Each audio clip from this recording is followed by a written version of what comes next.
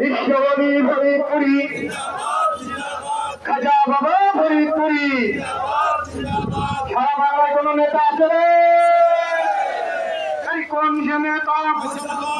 যোগ্য নেতা, আমার নেতা, মহান নেতা।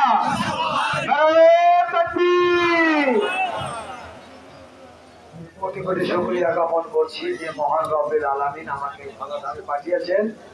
সেই মহান রব্বুল আলামিনের পাক দরবার আমি কোটি কোটি কদম বুঝি আরজ করছি।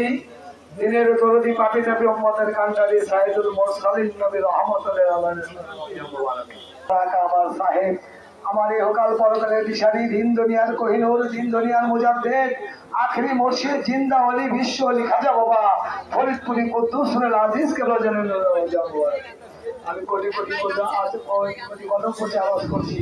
আমার হুজুর ইসলামের শব্দ খাজা মিয়া বাজার মুজাদ্দিদ সাহেব এবং আমার হুজুর কালাম ভিকার যাকে পার্টির মোহাম্মদ চেয়ারম্যান আমি কোটি কোটি কদম বুঝি আলোচ করছি।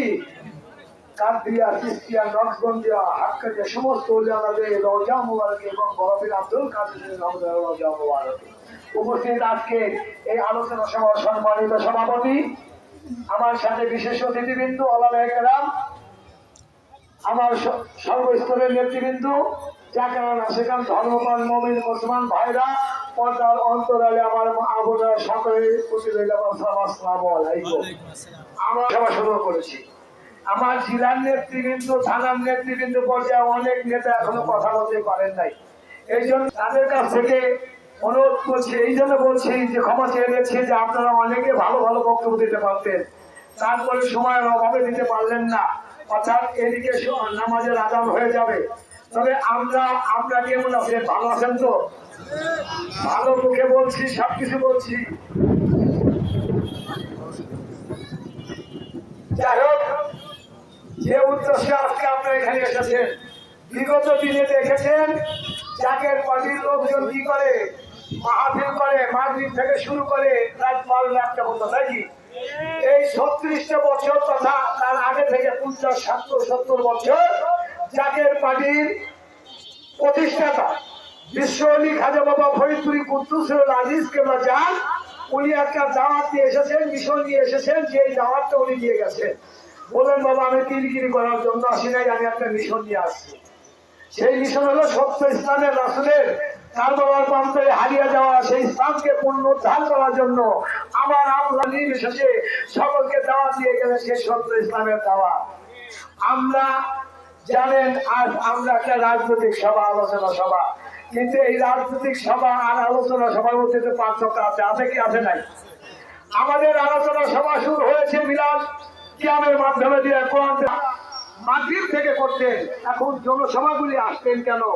এই 70 বছর জাগের প্রকার প্রতিষ্ঠা বার্ষিকীতে আমরা দেখলাম এদেশের ব্রিটিশ সরকার থেকে শুরু করে, এদেশে পাকিস্তান সরকার থেকে শুরু করে বাংলাদেশ সরকার যখন এদেশে আসলেন 1971 সালে, আমরা যুদ্ধের মাধ্যমে, আন্দোলনের মাধ্যমে, 71-এর যুদ্ধের মাধ্যমে এদেশকে আমরা স্বাধীন করেছি কিনা?